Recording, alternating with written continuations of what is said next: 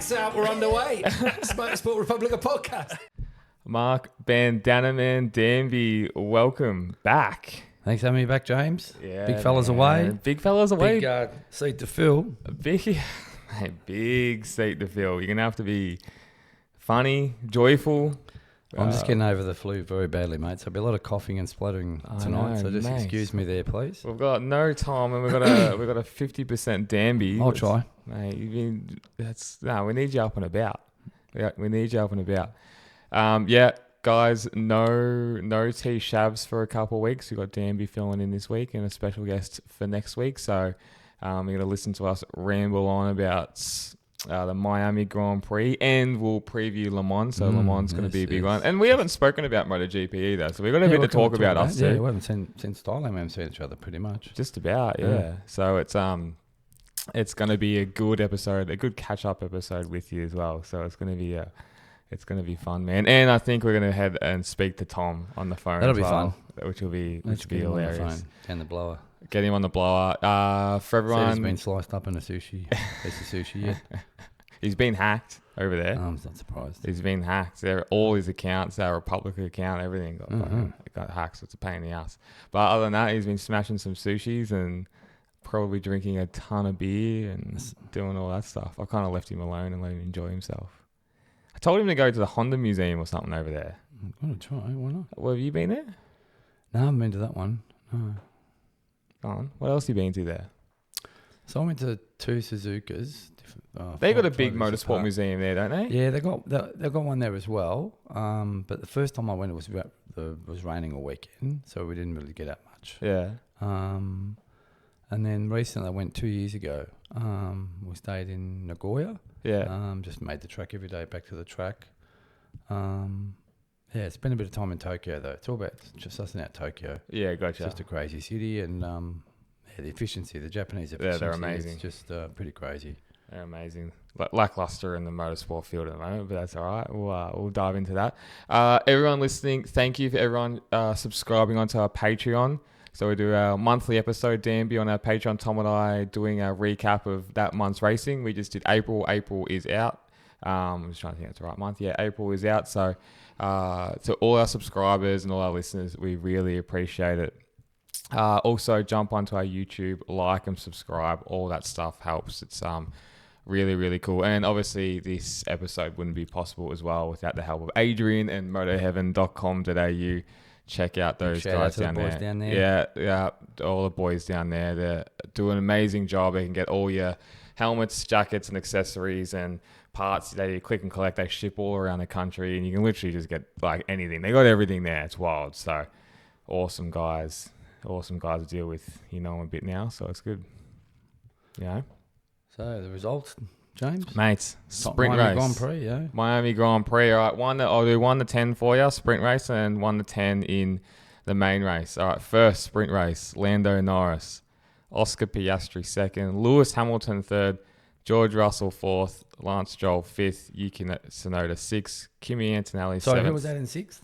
Yuki Tsunoda sixth. Sorry, just checking. Kimi Antonelli seventh, Pierre Gasly eighth, Nico Hulkenberg 9th, and Isaac Hadjar in 10th. I know you've been waiting all day to say that, haven't you? I just forgot about the sprint race totally. First, Miami Grand Prix, Sunday race. Oscar Piastri first. Another win for the Aussie. It's unbelievable. On a roll. Lando Norris second, George Russell third, Max Verstappen fourth, Alex Albon fifth, Kimi Antonelli sixth, Charles Leclerc seventh, 8th, the controversial Lewis Hamilton.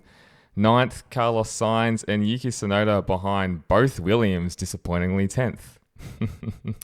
So he still got 10th for that penalty, because I know he had a 5-second penalty. And close it down. Okay. What do you think of the main race? Let's talk about that. That's the most important thing. You know, once again, we turn the TV on and they talk, there could be rain. I'm just over this one-stop stuff, James. Yeah. And it did look like in the distance the rain was coming. Yeah. Well, a couple of teams even said it, I think. Russell called it at one point. It's starting to rain, and it needed it. Backing off, following from what happened in the sprint, because the sprint was pretty exciting. Yeah. It was started off wet and then became dry, hence all the different strategies with swapping to the dry tyres. But yeah, I suppose, once again, turn one, a little bit of I wouldn't call it controversy, but yeah, there was Max and Lando going at it. Is it just hard racing? Of course, it's hard racing, but you know, here's Lando, should have got the pole, stuffed up the last corner. He's in the front row, and Oscar's fourth, and somehow within 5 laps he's leading the race. Crazy. So again, just got to look at how, you know, Lando's just giving away too much at the moment. You know, and I think with all of them, this is Oscar included, they're all trying to put one over Max. They seem to want to get that scalp, or they want to take him on at turn 1 and come out the other side and say, I've done it. And to me this morning, given how fast that McLaren ended up being, or probably was all weekend, again, they stuffed up the pole. Yeah. They've done in Suzuka and Jeddah as well. You know, you just don't, easy to say, they're racers, but don't get involved with Max in turn 1. You know, you're not going to, when it's 50-50, 60-40, you're going to lose. Yeah. You're going to lose. And I'm saying Lando, for what he went for, got literally turning up, dropping back 5 places. It's a weird one, though, because we always talk about to race to turn 1. But so we do say that so you can understand why he would think that. And I'm never normally a defender of Lando. Not a fan, yep. But if you've got that much of a superior car, exactly, and you know you could even make this argument for Marc Marquez and Jerez last weekend. You know, you just got to be a bit more patient. And if he was a bit more patient, he's ahead of Oscar. So if anything does happen anyway, he's got he can pit first, he can do everything first. That's what he gave up. Ultimately, that's what he gave away. Correct. In the end. Like, not only did he lose out to Max, but he comes out of the first 3-4 corners and he's 3 cars behind Oscar. Yeah. So you think, well, here we go again. Oscar's going to get the priority with the pit stops, everything else. And then before you knew it, Oscar got around Max. Took Lando a bit longer because Max would have adjusted to where the McLaren strengths were. But we blinked and Oscar was 9 seconds up the road. Blinked. That was literally, I went, what the hell? It was 4 seconds. It was 4 seconds. It felt like 4 seconds and 5 laps, not even. It was incredible. Yeah, but then next minute, I went, what? 8.9, 8.8. And it was a good move. Like, it was a good, hard, fair move by Oscar on Max, and pushed him out and then just cut him back on the inside. And he was never getting past again, you know? So where, you know, Lando had some hard moves, had to give the place back, which was actually really smart. He gave it back straight away. He didn't fluff around with all that. But it's still, you're right, Max would have adjusted. He would have known. But it just shows as well with Oscar how much of a killer he is, and just so smooth and calm under pressure. And you know, I was talking to Adrian from Motor Heaven about this today, funny enough, and it'll be interesting to see how he goes in 5-6 years when you would almost say there's sometimes more pressure, because you might be a bit more jaded from the sport. You might think, I should have priority. You know, when you're early and you're young, it's you're not naive, but you just kind of roll with the punches. Where you look at Max now, he fights everything. Was he like that in the early stages? That's he's always been like that. Junior career, all the way through. That's how he made his name for himself, and that's why he came into F1 with that. I've said this before in here, that he came into F1 with a bit of a bad reputation, for the simple fact that he was just, you're not passing me. He'd cut people off. He'd do the double moves. They actually created a new rule because of him. That's when you know you're good, when they create rules. But at the end of the day, they allowed that in the junior formulas. So that's wasn't his fault. It's in the rules. That's right. He was just racing according to what the rules were at the time. So, and look, that's how he is. Max, he's not giving up an inch. And, you know, Lando came out today and said, he didn't drive very smart today at turn 1 because he cost himself a podium. You know, that's probably half true, but it's not the point. It's turn 1.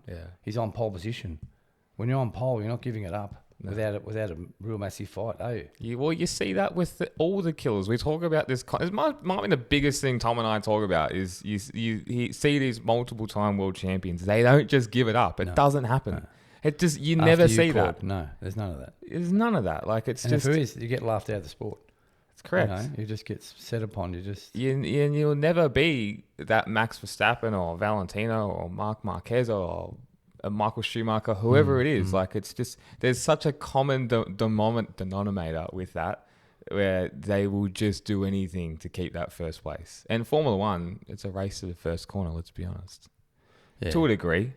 Yeah, look, we've seen that all year. We saw in the sprint, Oscar got the better jump on Kimi, pushed him out wide. It was in the rules. Yeah. So these last 3-4 races, we've consistently seen, they've just, whoever's been on the inside has gone up the inside, trying to take the lead, straight away. You know what they needed? And look, I don't know. It's hard to tell from a distance, obviously, a very far long way. But, like, they're straight onto the radio. Like, just straight onto the radio. And it's just like, maybe that's what you got to do, or is it? Do you just they all get crack caught? on? He's a sook. It's all about hearing. Lewis is a sook, and this guy's a sook. I mean, they've got to have an outlet somewhere, and they're all going to feel like they're hard done by. Yeah. And you heard Max today. Did George slow into the yellow? He's already watching. He's watching somebody else's race. For someone who hates the rules and the rule makers, he knows the rules. Yeah. So, that's right. So here he is. I'm against these rules, but he knows them inside out. So, it sounds like they're all dobbing each other in, all like a bunch of crybabies. But they've got that outlet, and that more than anything, they want the FIA to know that they're trying to convince the FIA, the powers that be, the race control. I've been dudded here. Are you going to agree with me? Sort of thing. And that's why I think both instances. Play on. There was no, I heard Brundle say today it's different again when there's a series of 3 or 4 corners with regards to the apex, and I'm like, this is just too much. Like, it gave me a headache when I heard that. Like, what do you mean if it's the inside becomes the outside know? But from what I saw, at no point was Lando in front or alongside enough to hold the line for the next corner, and the fact that he had to jump out of it and lose that many positions, it wasn't worth it. Yeah, it just wasn't. Because as you said. He's next to him he's behind Oscar. He's lost all his advantage that he built up over qualifying. He was a whole row in front of him, a couple of tenths and a bit. It was pretty close to quality. And just like that, Yeah, it's fascinating. And then obviously, as like Tom talks about all the time, you're at the peak of these cars. So they're just getting everything out of them. So it's going to be interesting coming into next year and how that's going to change as well. So Tommy, anyway, I've been looking at getting a new helmet. Okay, right you are. A replica helmet. Okay. So I'm looking at either like a Marquez, Shoei, Rossi AGV, or controversially like a Nakagami Arai. What do you think? Well, I think Nakagami Arai might not be a bad idea because they'd have to build them strong. Repeat hits throughout the whole weekend. That's right. Where would you find something like that? Mate, motoheaven.com.au. They have all the helmet brands that you want. They've got all the racing suits, jackets, big brands, HJC, Shoei, Dainese, Alps. Mate, they have everything. How good's that? That is so good. And I heard like there's free delivery over $150 as well. Free delivery over $150. Super, super fast dispatch, which is amazing all around the country. They do an excellent job. You just check out their Google reviews. It's like all 5 stars. It's pretty amazing. They do a great job. Give the people the website. motoheaven.com.au. Check them out. They are the best in the business for all your motorcycle needs. And they've got a parts finder. You can get all the parts you want. Brake discs, chains, sprockets, spark plugs. I know that's all gobbledygook to you, Tom, but... they are the best in the business. Head down to motoheaven.com.au and they will look after you. Let's see if I can get Big Fell on the blower because he keeps messaging me. He's dying to get on. He's dying. For all our listeners, it's all these answers straight away. Yes. Hey, you're live on the podcast, mate. Beautiful. Have you got a word in with Danby yet? Or? Danby, he's sick. He's only 50%. What? Yeah, I'm actually trying to get a word out of him. I've never heard such a thing. Happens. See, I'm telling you. I thought it'd be so much pseudoephedrine in his system he could never get sick.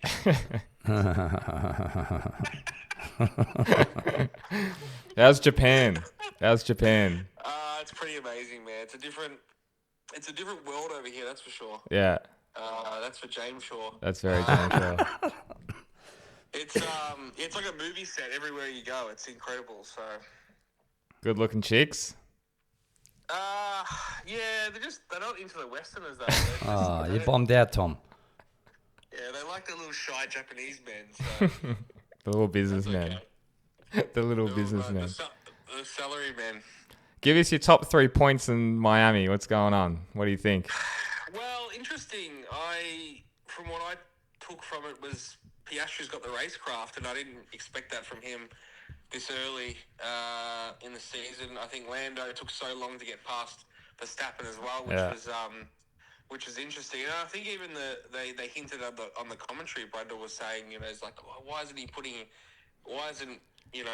Lando putting any pressure on Verstappen in the last corner, getting him off his line? So that was a big thing for me. Obviously Hamilton with his comments that Danby's been talking about all day. Yeah, we haven't even touched on that yet.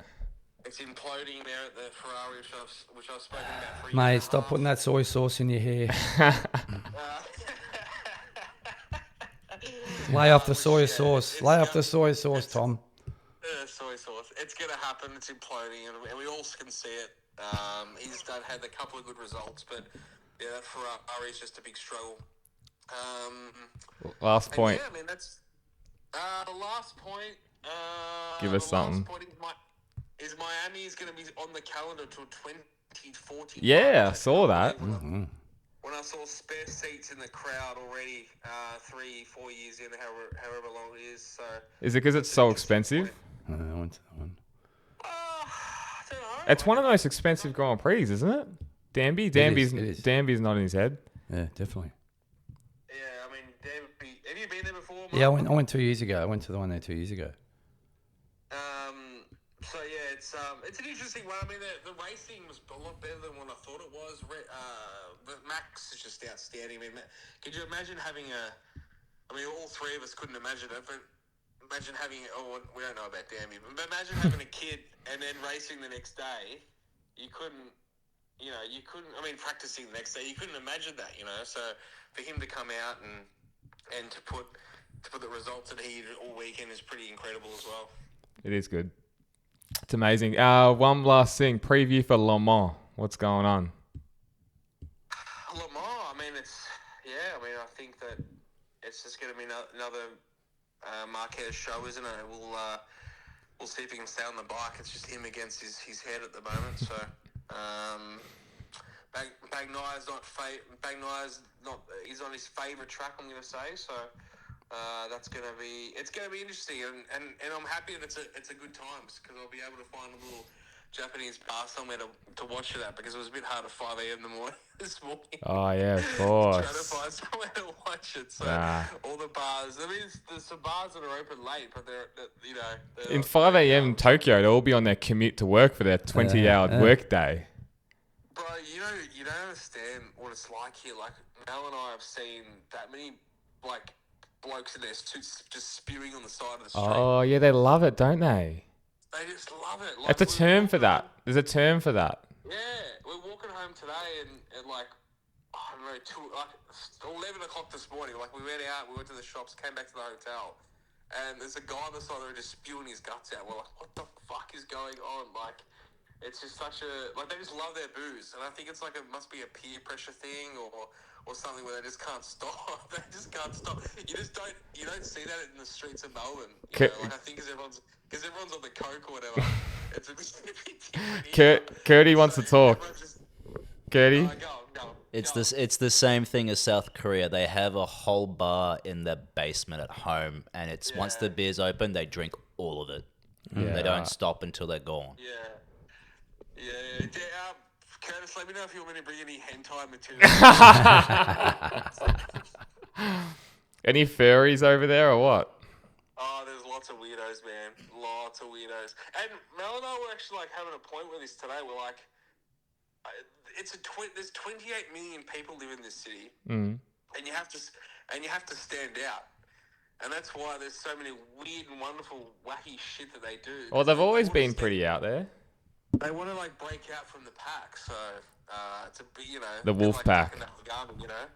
So, the wolf pack. Did I show you, James? I found an Idemitsu service station. Oh Just yeah, one. yeah. Just one.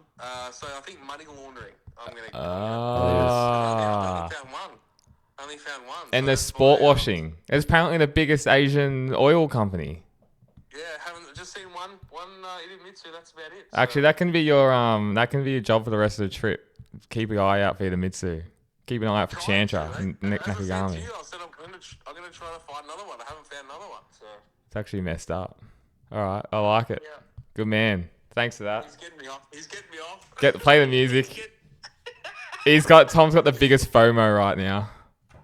Yeah, dude. Just say yeah. I mean, I'm disappointing Danby's like, he should be. I mean, this is his time to shine. So I'm surprised that he's, hasn't come to the party, but that's okay. I'll move him on and stick the phone in the microphone. Yeah, that's it. Nah, I miss you boys. Looking forward to coming back. I'll see you in a couple of weeks. So. All right, mate. I'm gonna See call you, you. Tom. I'll call you for the next pod anyway.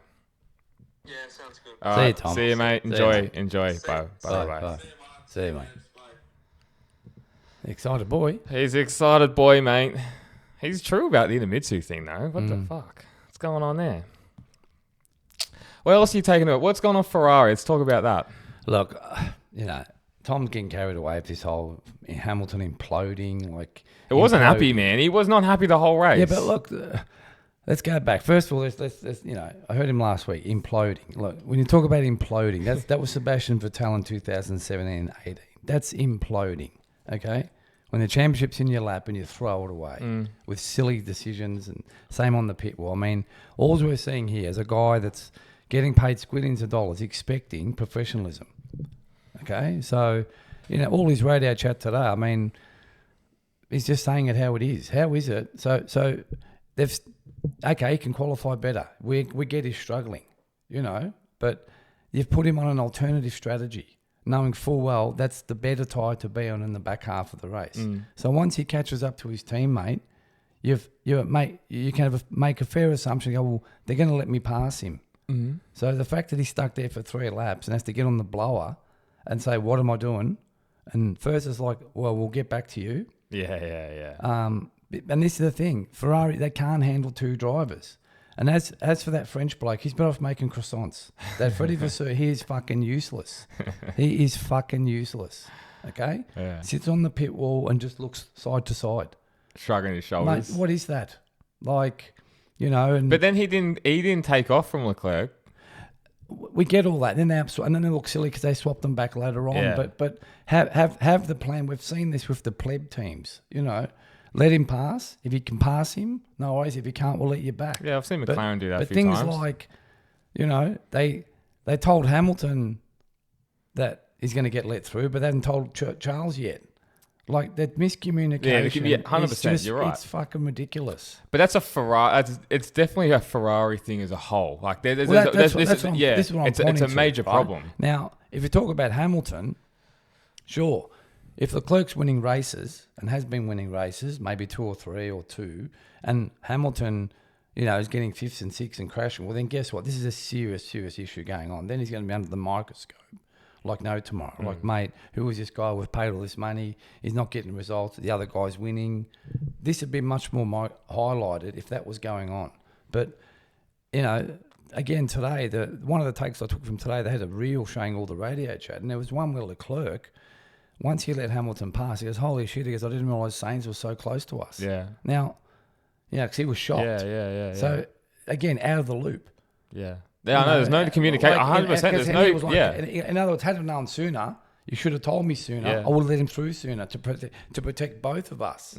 This is this whole schmozzle. It's interesting, right? We'll get back to the Ferrari, but if you look at like Red Bull, especially in their heyday, or McLaren, it's almost like they're a step ahead of the race.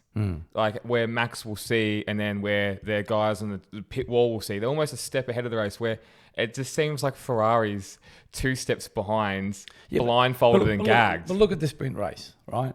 So it starts off wet. It starts to get dry. Hamilton comes on and goes, these wets are screwed. Yeah. Right?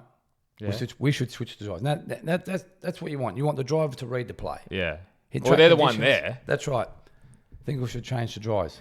Okay, let's go for mediums. He goes, mate, let's go for softs. Yeah. So straight away, you're fucking running 10th or 9th. Why are you going to mediums? Yeah. To do what? Finished 2 places, 3 places ahead? And by all accounts, the safety car doesn't come out. He catches and passes both McLarens and wins that sprint. But it took him to say, no, give me softs. But I'm going back to this conservatism on this Ferrari pit wall, how they just cannot. And this is why they won't be successful, It hasn't worked for Alonso, hasn't worked for Vettel. So back to Hamilton, right? Listen, the guy's 40, right? If he's not checking his bank balance 3 times a day, there's something wrong with him, right? The money he's making is ridiculous. There's a reel going around. I'll send it to you where they're showing 3 drivers on the couch getting interviewed at the FIA press conference, and there's these. Yeah, I've seen it. Like the money's ticking over. And he's been there for 5 seconds. He's already up to $35,000, and the other 2 have barely clicked over 1,000. So, will he win races? Yeah, he'll win a race here or there. He will, okay? Because Charles will have an off day, and he'll get it right. We saw in China with the sprint race, when they ran that car low to the ground, he was on it. He took the pole and won. But then guess what? They got disqualified, if you remember, because the car was too low. So clearly this car, and there's solutions coming, blah, blah, blah, blah, blah. He's getting closer to Leclerc, but Leclerc's every bit as fast as Max Verstappen. He was never going to... I'm a massive Lewis fan. He was never coming in there and wiping the floor of Charles Leclerc. No, I never saw that either. Yeah, but he was always going to struggle too. Whether it's this type of car, because we're hearing the same stories or excuses, as you say, as we're hearing last year in the Mercedes with Russell. Why he couldn't beat Russell? We're just hearing the same sound bites as you were saying last year. I can't get the rear planted. What Formula 1 driver can get the rear planted? They all want more grip at the back. I guess what Tom's talking about though is, and I can understand his point, and he's talking about the actual team, the team overall, and how they're gelling and how they are working as a team. Because obviously if you're not having race results, it's always going to be tense, especially as Lewis Hamilton and a Ferrari. Like, what a massive combo well, the that is. expectation was there. We saw the launch. There was in the mafia built it suit. up. Almost unwarranted pressure, by the way. Almost unwarranted pressure doing that. But it was all pointing to this was all just supposed to be. Yeah. Right? Whereas I'm sitting there going, this is all wrong. Yeah. When I'm agreeing with Tom, like, it just didn't fit.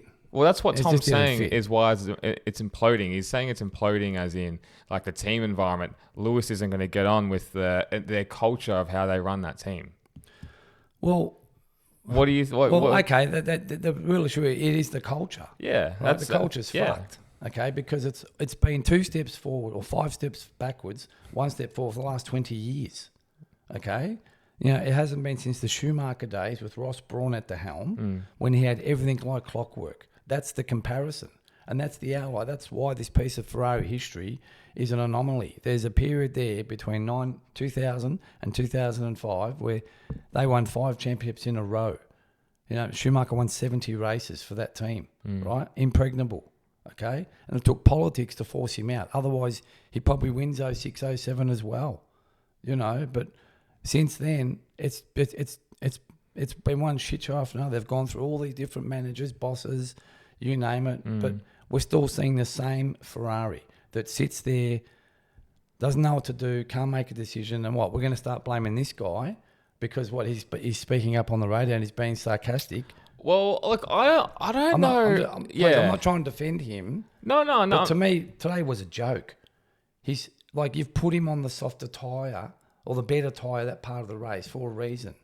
So why are you not then saying, well, my point is 5 laps earlier, they would have seen his catching the clerk. That's when you get on the blower to the clerk and say, mate, Lewis is coming up, move over. He's quicker than you. Regardless of how much quicker. Yeah, it was only by a little bit. It's not the point. That was the tyre to be on. And those 3 laps killed some of that tyre life. Yeah. Them procrastinating. We'll come back to you.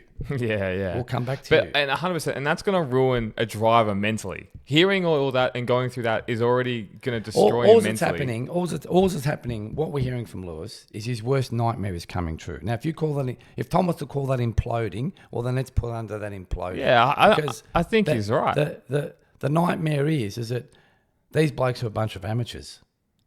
I've come to this team, they've signed me for a reason. It seems like. Well, it's marketing and all that too. We get all that, but but they're not making it clear, And it didn't sign to be the number one. It's not like, oh, I'm the number one. You're not giving me number one. That's not what's going on. I know. I'm with you.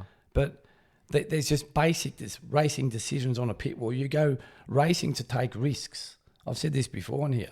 This is why Red Bull's been so successful. You take risks. This is what the glory is all about. zillions of dollars to build these cars, investing, development, to take risks, not sit there and go, oh, we'll get back to you. Oh, we're not sure. Oh, let's go the medium type. Oh, it's all negative. It's all negative. It's all on the back foot. Yeah, but negative. Yeah, I'm with you. This is a guy, Yeah. and Lewis has built a career on taking risks. So whether he's not adjusting but this is just how it is. And, he's come out post-race and said, look, you know what, we still understand each other. He's been trotting this out a bit as well. But no one has come out. This is the other thing I want to say to Tom. No one has come out from Ferrari and say, this guy needs to shut up. This guy's he's doing it the wrong way about it. No one has said that. But I don't think Ferrari is going the right way about it. That's my point. Yeah. I'm with you. I agree. But I think it's like fire fueling fire. Like them piss farting around on the pit wall is just not going to help that situation. And then he's just not going to help that situation. That's all that's happening. Well, again, they're hot-blooded racing car drivers. Yeah. They're not robots. What's the alternative? How are you supposed to act to shut? I mean, he got sarcastic there. His last pit call was, do you want me to let Zane through as well? I thought that was hilarious. Yeah. No, I get it. I 100% get it. And I'm not saying he's in the wrong. I'm not saying, and I don't think Tom's saying that he's in the wrong. He's just saying the situation is just falling apart. It's unraveling. Well, it's only unraveling because Ferrari are a mess. Well, yeah, 100%. Let's make that clear. It's not him. I don't think it's him either. Yeah. But I think Ferrari is a mess. Like, you can see that. Everyone can clearly see that. Yeah. But if Lewis Hamilton isn't the same Lewis Hamilton as 6 years ago, though. Oh, of course not. He's 40. He's 40. He's like, 40. all right, you got to go over the peak at some point. Well, it's not the peak that you go over. You just start thinking more. That's all it is. As you get older, you get more mature. This is life. Yeah, what Wayne Rainey and Kevin Swans used to say about Suzuka. He says when we got older, those barriers used to look a whole lot closer. Because you're thinking more. You're just course. thinking. The little things become big things. Yeah. The things and that's why they stop driving with their gut. It should be driving on instinct. This is how they got to where they are. That's what keeps the top line drivers young and fresh, is because they still drive on their instinct. And that's the problem now. All this data, over data. Don't do that. We'll try this. It just floods it with too much info. Overload info of technical information that just stops it from just drive on your gut. So I mean, look, he's getting a bit closer to Leclerc, but what we saw today will just keep happening. It's been happening for the last 20 years. That's just my take on it. Like today, when I saw him close up on Leclerc, and he's like, "Well, what do you want me to do? What am I just going to sit here?" And the fact that, we'll get back to you. This is crazy, fucking ridiculous. I asked Tom this question last week or the week before. Do you see Charles winning a title in the next 5 years? Look, probably not. You have to say no. Because he's got this contract for the next. He's there another 3 years at Ferrari. Okay, so what has to give for that to happen? Like, it's actually mirroring Kimi Räikkönen's career.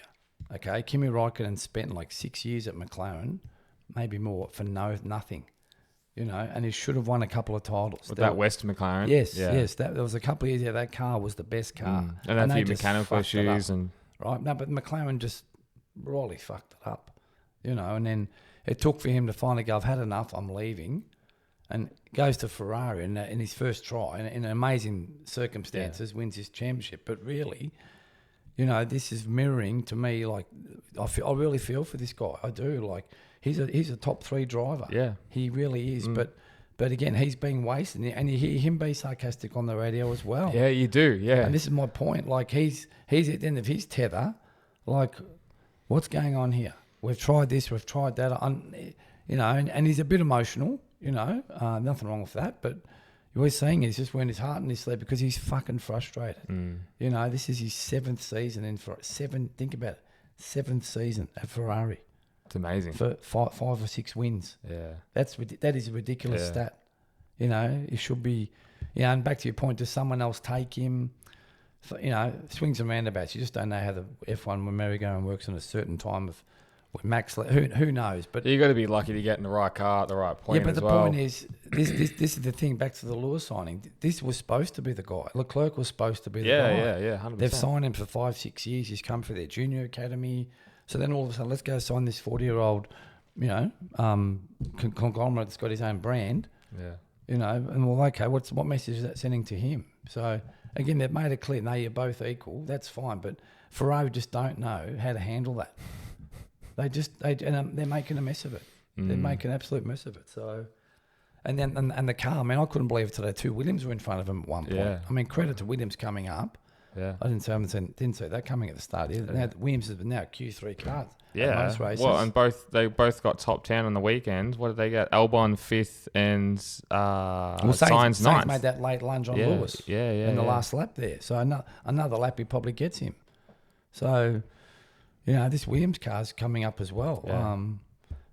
But which is great to see. Like, it's awesome to see. Obviously, Williams have had so much history in the sport, but to just have another team and brand up there that's not just the same regular ones. But it's as we say, like, someone's going to have to finish 3rd, someone's going to have to finish 4th, someone's going to have to finish 5th, you know? We're just in a weird hold at the moment. We've only seen, 2 world champions in the last it's weird, 10 isn't years. It? Yeah. You know, and back to this Oscar thing, like, you've got this group at the moment. You've got Leclerc, you've got Russell, you've got Lando, all come from this generation, the one before this one. And are they just going to be bridesmaids for their whole careers? And the proof will be in the pudding if Oscar comes out of nowhere this year. Yeah. As Tom mentioned last time, it's he's now won more races than Lando. 6 to 5 now, That's isn't right. it? Yeah. And the year they come good, and Lando's been there 5 years. He's been there 5 years. Oscar just, thanks very much, there's a world championship. Yeah. So there's almost a weird connotation. It is weird, and like there's a bit of unfair comparison because again I don't know why I'm defending. Excuse me, James. I'm just going to take. He's sniffing. He's not sniffing cocaine. He's sniffing the tie. Tom actually ordered some of that. Yeah, it's coming. It says Christmas. Yeah, I'll just leave that there. Trying to thanks. keep your hands up. Sorry, I'm going to be distracted for the rest of the pod now. I interrupt you there, mate. There's almost some unfair comparisons between Lando and Oscar though, because Lando came in when McLaren wasn't the McLaren of today. Yeah, that's time. Yeah. So I get that, but he's had time in the seat and he's had time in the car and he knows the championship, he knows the tracks, and he could look at the back at that data.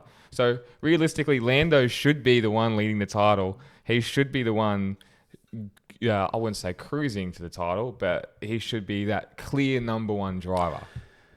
Yeah, but this is where Zach panicked, you know, and you know, Lando is the guy, okay? He's and that's supposed why. To be well, the guy. no, these are the analogies used. Like, you know, if Merck was about giving Lewis an 8th championship, you don't sign George Russell. You keep Bottas.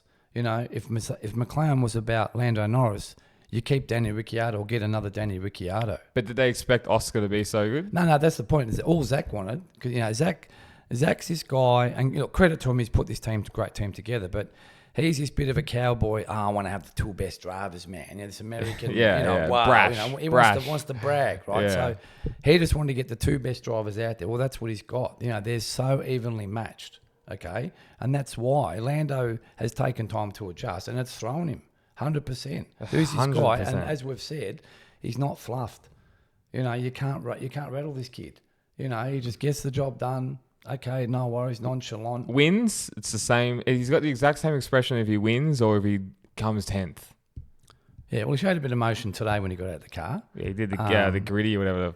When he actually eventually got out, but there's the thing. This is definitely thrown because I'm sure Lando would have thought, well, okay, I've seen off Sainz because he came in and beat Sainz at the start. Ricciardo was supposed to come in and show him the way. Well, that went nowhere. So Lando would have got caught up in this, well, I'm going to be the number one. We heard this stupid quote, and someone will put this on a T-shirt, I'm sure, you know. The Lando era? We've had the Senna era, we've had the Schumacher era, we're going to have Lando Norris. So this is Zach Brown. I mean, what a ridiculous thing to say.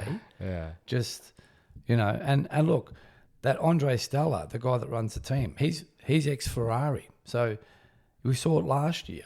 When it got a bit too close, they didn't know what to do. So if it does, at the moment, Oscar's got the upper hand, 4 wins to 1, 19-point lead. I mean, we're only a quarter way through the season, but if it gets to the nitty-gritty and it gets tight, we're going to see at McLaren what we saw today at Ferrari. They will be too scared to make a decision. I do like Zach Brown, though, and I respect him a lot because he does open up to the media. Yeah. He kind of says it how it is, and he doesn't just give a fluff answer to it. Refreshing team leader. 100%. And he's good at saying, okay, we're going to let the boys race. Yeah, get that sniff into you. If you haven't watched the vlog, you can watch us all sniff that in the Thailand vlog. It's It's basically 45 minutes of us sniffing that. But he is refreshing in that sense. He does say, let them race. I agree. If it comes down to the nitty gritty, it's going to be very awkward. But if it comes down to the nitty gritty, I'm still putting all my chips on Oscar. Yeah. Because I don't think Lando can't handle the heat now. Yeah. Look, we saw a small mistake from Oscar in Melbourne. It's just the Aussie curse. But I always say this though, Danby, the racing gods every year will give you one DNF. Okay, or one bad race. I'm with you there. There's been plenty of history of that. You're right. You're actually a good call there. Yeah. So everyone gets one bad race a year. It's just from the racing gods. You can't have a perfect season unless you're like Jet Lawrence or something. The curse at Melbourne is that no Australians ever finished on the podium. Yeah. It's a curse. There was one year where Ricciardo did get it, but he got disqualified. Yeah, that's right. But I'm trying to say is that, for all Oscar's calmness and coolness, and that's exactly what he is, but in Melbourne, he just had to get out of the throttle when they went off into the wet, and he takes the lead and he wins, but he got too caught up in, I can miss my chance to pass Lando. Yeah. So it is there. I mean, everyone's got it. Everyone's got it. Please, I'm not dissing this kid, right? The kid is calm as anything, but there are moments there where he does make some minor mistakes. There's a lot less than a lot of other people. No, well, the point is Lando's making too many. Yeah, qualifying races. Today was another one. Yeah. Like he said to himself, I just need to take the pole position. So, or just take the second going into the first corner. Well, the lesson today is both McLaren drivers do not take on Max at turn one if he's on the front row. Yeah, and I think what happened, to me, everything we've heard from Lando post race, there's a clip going around where they show Button talking to the three drivers on the bus, whatever it is, but Button's interviewing Lando, and he goes, "Oh well, with Max." This is how it is. And Nos is like, what are you talking about? Like, what do you mean he can't pass you around turn one? Like, he's giving him this look. Like, it's not how it was for me. But that's interesting. And that I took from that after qualifying, given they were on the front row, I think Lando just overthought this the whole 24 hours. I've got to get him at turn one. I've got to, if I have a chance, if I get it. And I think that's what played out today. He just got so caught up in, it's me and Max. I've got to, But I think Max can psych you out as well. He will psych out a lot of drivers. And to be that driver that thinks, I don't give a fuck. I can pass him. And will say wild stuff like that or think it. That's the one that's not going to get psyched out. That's the cool, calm, collected guy. And that's the guy that's going to pass him into turn one. Yeah. Oscar Piastri. Yeah. Where, and for mere mortals like us, we're going to get psyched out. It's not a crazy thing to say. It's just what's happening to Lando. Maybe he'll overcome that. Maybe he's not. But going up against Max Verstappen, where you have to almost throw it into the wall or throw both of you into the wall to pass him, is the only way you got to do it. Are you prepared to crash? It's as simple as that. And and this is the thing. Back to Max. The longer this championship goes, and the more he gets out of it, as in not in contention, right? He's just going to get even more aggressive in first corners. Yeah, you're right. Yeah. So we've already seen this super aggressive Max Verstappen that we know him to be, but I'm saying it now, like, take this morning, if he's 40 points behind and then some manager gets the pole position down the road, well, there's a chance for a race win. Oh, I've got a chance to win a race today. I'm not in this championship anymore. He's going to more say, if you don't, you want to take me on, you're the guys battling. You're going to take yourself out. Don't even try. Yeah. That's going to be more. 100%. More weight. Yeah. That'll have more weight to it. I couldn't agree more. That's what it's like. Makes it juicy. That makes it juicy for us, It was a good start of the race, though, Miami. The first 25 laps were good. Yeah. The race just ran itself out. Yeah, look back to this one stop. See what they need to do. They need to dig up the bitumen.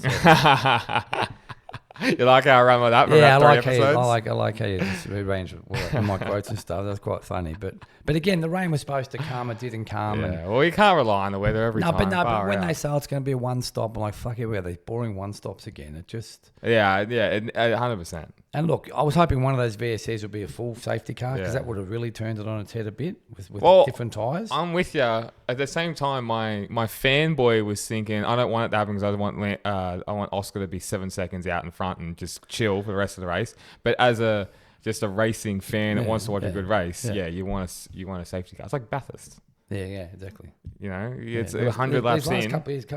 Been no safety car. There was one there 2 years ago. They didn't have one till the last hour or something. Crazy. For our international listeners, that's like the greatest race in Australia. But it hasn't given us anything, Bathurst. Like, No.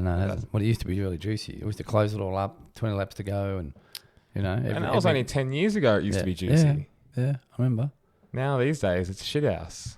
Jimmy, let's talk protection, because what you wear actually matters in a crash.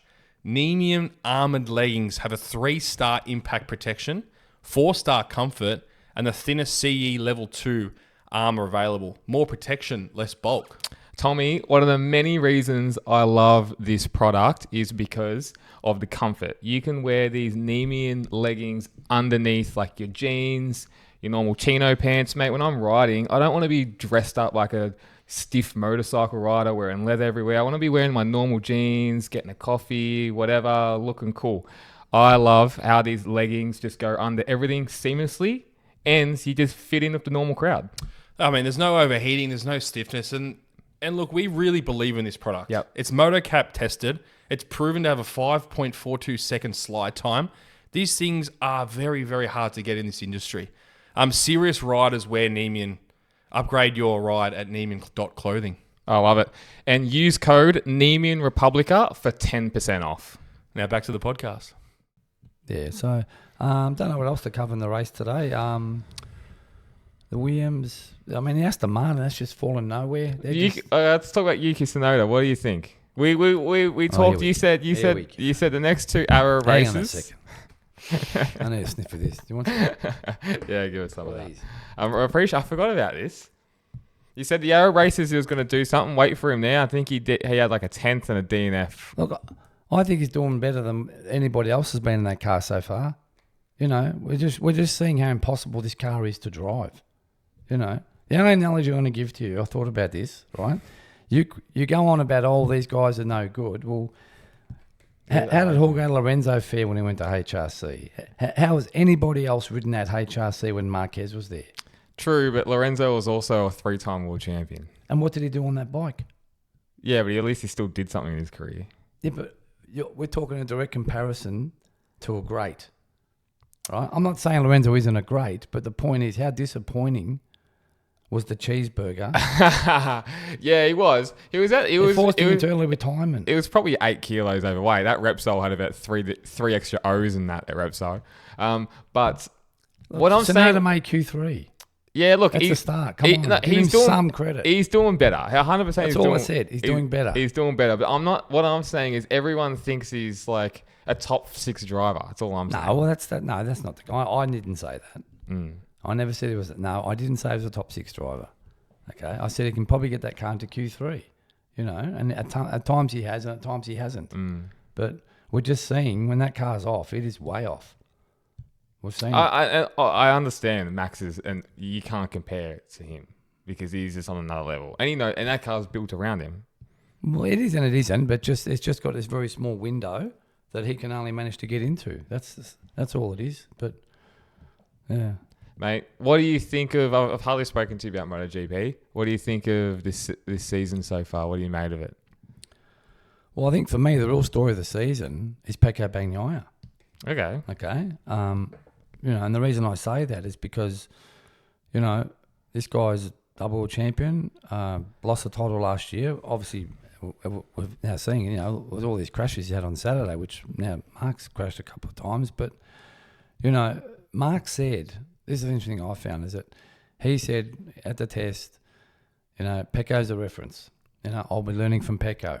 You know, and we haven't seen Kui from Pecco, right? And the issue for me is that Pecco's issue isn't Mark, it's Alex. Okay? Here's a race the other day where Mark crashed, and not only did Alex beat him, but he finished behind a Yamaha. Yeah. So I hear you guys talking last week, you know, like we're waiting for this to click for Pecco. We're just waiting for this, and I'm not going to say, you know, click the fingers, but we're all just waiting for this to click for Pecco, where we see the Pecco that we know. But I'm not sure what's going to happen, you know, because this bike, and this is what I'm getting, this is the point I want to make about the season, is that, you know, this hybrid 24.9, you help me what it's called. Whatever it is. No one, it's not even, it doesn't really have a name, this bike. So I'll flip that and say this. We are seeing crazy results from Alex Marquez. Yeah. And good on him for breaking the duck. Oh, okay? Awesome to see. Great result. Everyone's going to be happy for that. Right? the fact that Morbidelli is up there. Okay, so that's the best comparison I'm going to use here, right? Here you are, Frankie Morbidelli, the so-called has-been over the hill, move along. Digi is on the newer bike and can't get near Morbidelli. Right? No, he's been close to him. He's also been injured, but Morbidelli's had a better season so far. Okay. Yeah. The Thurman Aldeguer is shining. Yeah. Coming through on the 24 bike. Yeah.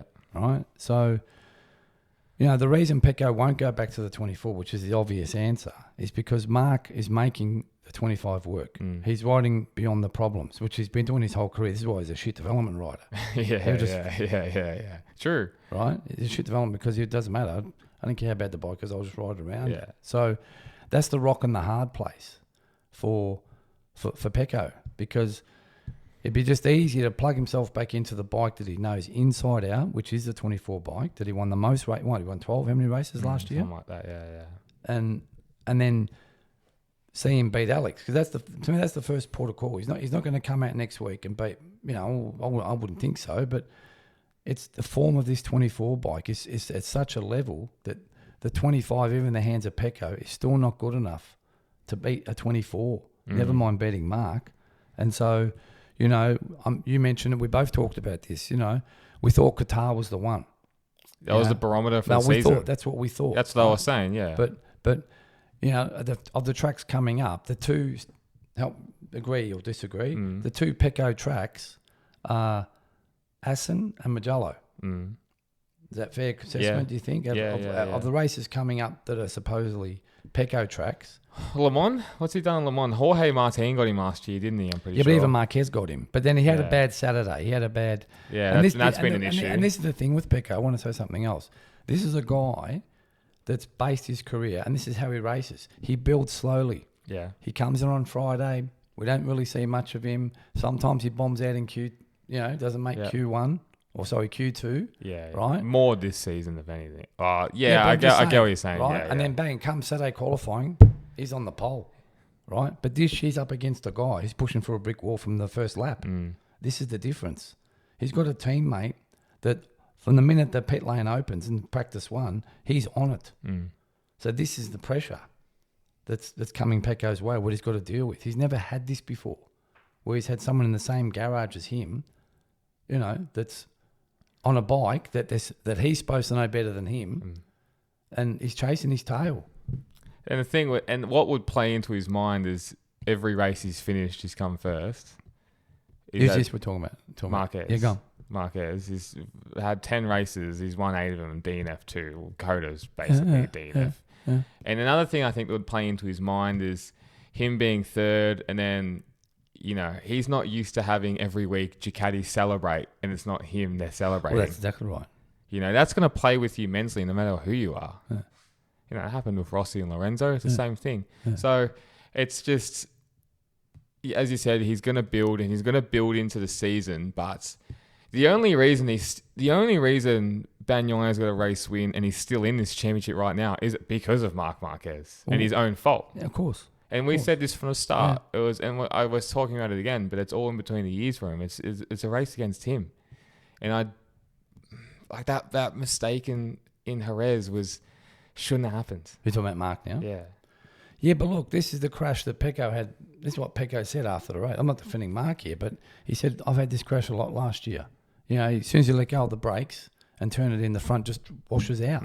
We saw many, Martin at Mugello, Martin in Jerez, Pecco at Silverstone, Pecco at the sprint race at Barcelona. Yeah. You just saw these silly 2 laps to go errors from Martin and Pecco, where they're just coming into a corner and the front just, and you go, what? And we're looking and go, what?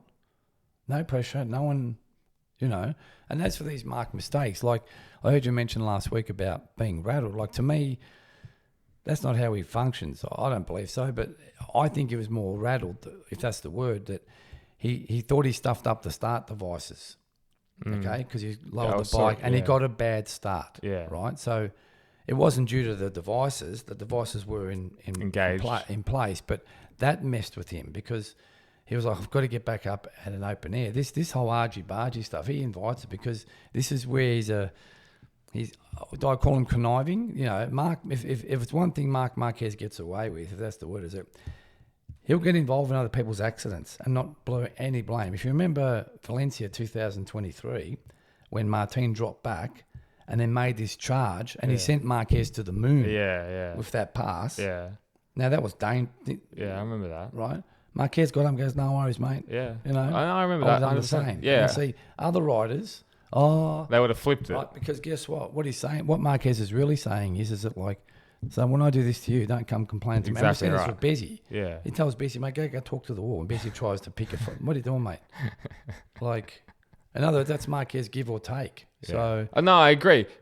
What Marquez, like, he's been on the rough end of the stick a couple of times, but he's never gone marched to the FIM and gone, I want this guy. But there's also to plenty of race times ban. where he's just barged through. Probably should have got penalties. Clearly. Right? Argentina against Yeah, but Paul again, no, Rossi. that's his. But even last year in Jerez, there was a race last year. He came off or something, and he was just pushing people out the way. We didn't see it on the camera. I think it was against Mir. I think it was against Mir. Yeah. Yeah, I know, 100%. You're right. I still think he was. I still think he was rattled to a degree.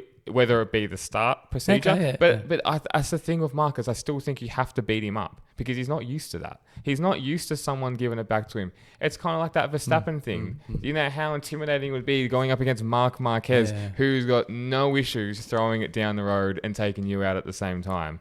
So beating him up is just about might be the only way to do it. And Rossi was one to try and beat him up for a few years there, and and that's really the only person who's done it. The only reason other people have won titles is because he's been injured for 3 years and been on a Honda. Yeah. So he actually hasn't really been up against someone who's been bashing bars with him because it just doesn't happen. Yeah.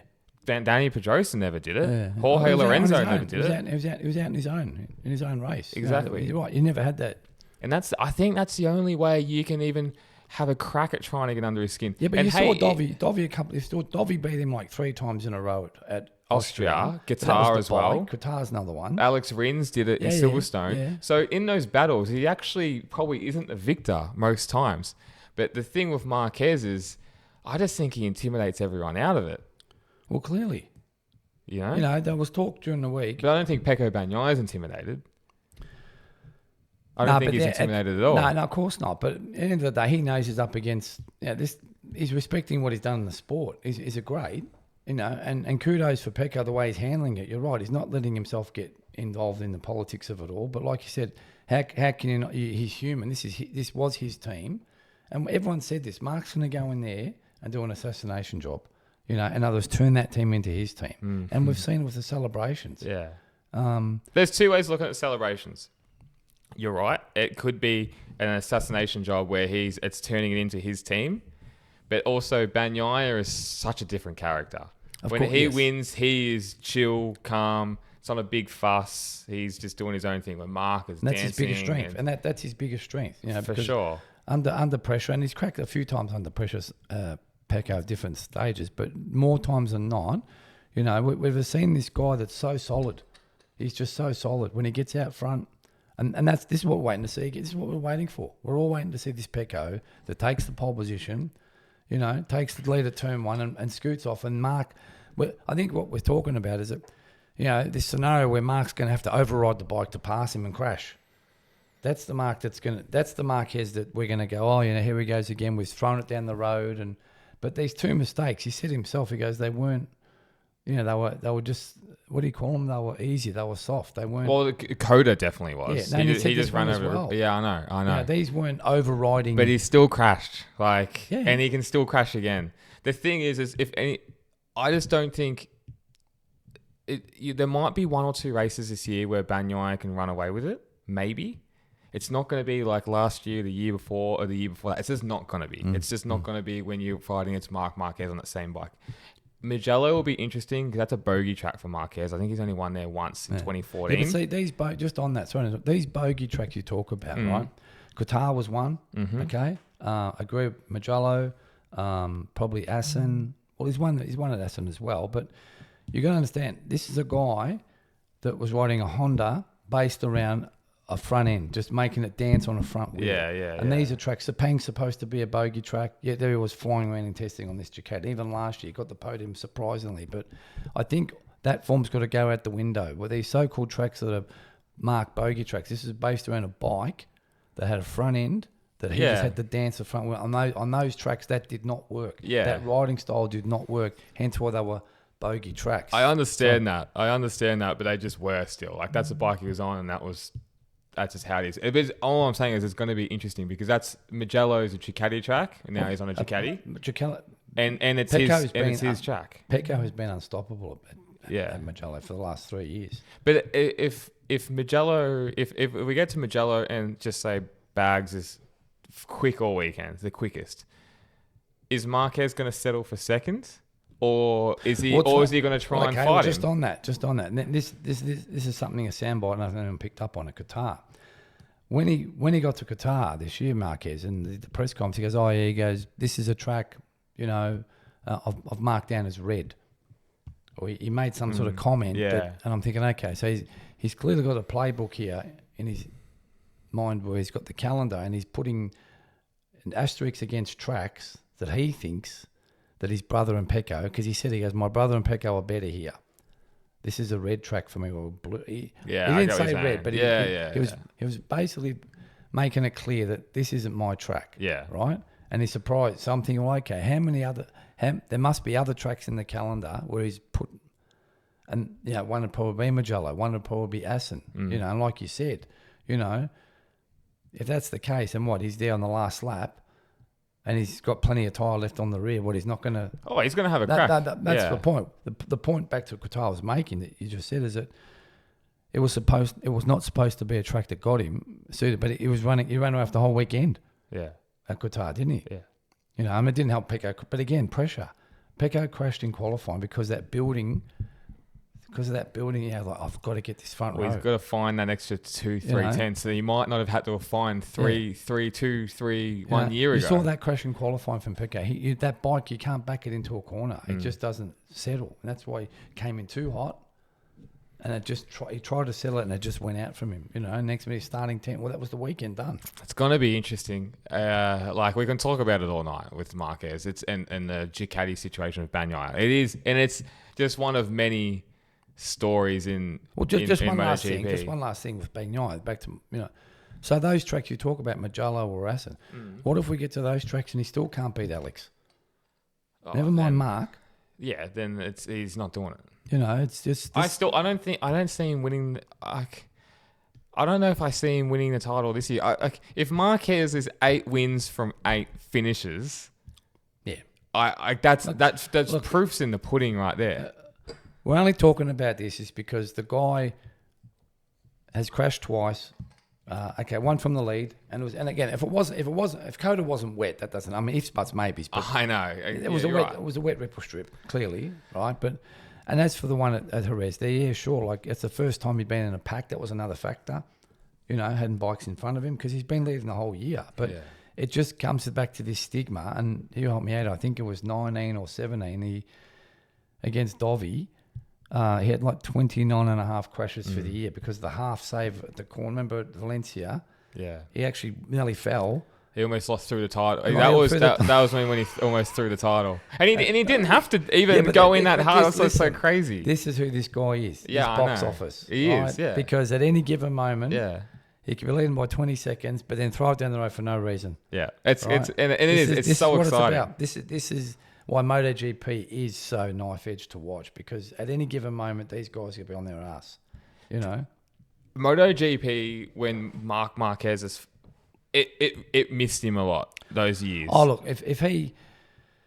It did. Of course it did. Because he just brings so much drama, and we've just talked about him versus Bagnaia for the past 20 minutes now. Because... He brings that much drama, and then he's won 8 races and he's dominating, but for some reason he's losing the championship. Yeah, but there was, I don't know if you caught up on this, but during the week, a few riders were talking post race. The sound bites were coming out. These are the midfield guys, right? Once he got back on the bike, right? Yeah. And they could not believe how quickly he passed them. I know. Like they saw the bike and how fucked it was, but they said within 2 corners he was gone. Well, he passed all the test riders and Aleix I think that was it, wasn't it? Yeah, but And maybe a couple of other, like a Rail Fernandez. They were making the comment Yeah, that yeah. the bike was beat up, Yeah, it was. and he was going around like it Faster was slaps. had another 200 horsepower over them. Like, Yeah, I know. But So- but he makes the sport that much more interesting, well, doesn't he? Well, of course he does, and that's the thing. For all the haters out there, and there's plenty of them, when he goes, it's going to miss that. There was that period back 15 years ago where Rossi threatened to leave MotoGP to go to rally. Yeah, I remember And that. had that happen, MotoGP might have fallen down a bit because Yeah. at the time there was nobody else. Yeah. And that's not so much the case now. We've got Acosta and now but right now this guy, since he's come back from these injuries, it's you're like watching a different sport. Oh, look Like, at Jerez. Look how big Jerez was on the weekend. yeah, it was against Spanish. Yeah. They go crazy there, but just it's. There's like there just seems to be always drama surrounding this guy, Yeah. good or bad or Yeah. otherwise. There's always Whether something. it's the crazy pole position out of nowhere. I mean, even that first race back for Honda 2 years ago at Portimao, how would he take that pole position? Yeah, that was. It's You're nuts. like, what happened here? Oh, Yeah. it's Marc Marquez. So, I mean, we both love him, but it's more an admiration to think, well, look what he's come from. Yeah, what he's- 100%. I've the listeners will know this. I've been a fan ever since he was in the 125 days. Yeah, I've just always loved how he went about it, and I was, always a fan of Rossi as well. And I'm a fan of everyone that's there. It's just the way I appreciate the way he rides, and this is the same with Formula One. I love aggressive races. I think No, they that's make what the makes show. them the Mate, champion, they and they make make the the show. If everyone was just Danny Come on, Pedrosa, please. and I love Danny Pedrosa, you wouldn't be watching it. Yeah, Isn't that right? 100%. You need someone to add some fire If it was into all it. vanilla, mate. If it was all vanilla, you wouldn't turn the TV on. Exactly right. You need to have that. You got to have those personalities. People forget how aggressive Rossi was back in the day. Like, it's just, that's racing. That's just how it is. And that's why he's got, such a massive fan base. And that's why people tune in. It's almost like the Floyd Mayweather thing, right? I don't know if you're up to date with boxing, Yeah, but people love to see him lose. And he well, trash 'cause he talks had the so mouth. Yeah, yeah, he had he the trash mouth. talks so much. People wanted him to shut it. And then people want to shut, and it never worked. And people watch MotoGP either to see him to win or Yeah, to see him to lose. And McGregor created that for himself as well. Conor McGregor. Yeah, definitely. He had the mouth. Yeah, But people want to see it get shut. yeah. So, and it's the same but different thing. But it's just he makes the show, and the show. How good has it been this year? Even though he's won 8 out of 10 races. Yeah. The racing's been awesome. And then even like going into the mid-pack stuff, like, okay, Alex Marquez is a mid-pack, but we thought he might be. He's won a race, and like, is he a title contender?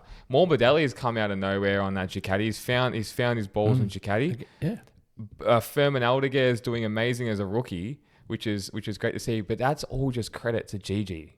Like, it's all crazy. Dillinger. It's crazy. He's the reason where, if you make a bike that's rideable for so many different riding styles, which must be so hard to do, it must be such a hard thing to do, and then be the head 2 years ahead of everyone else in development. It's such a kudos to him. The fact that this 24, whatever you want to call it, bike is still that much further in front of everyone else.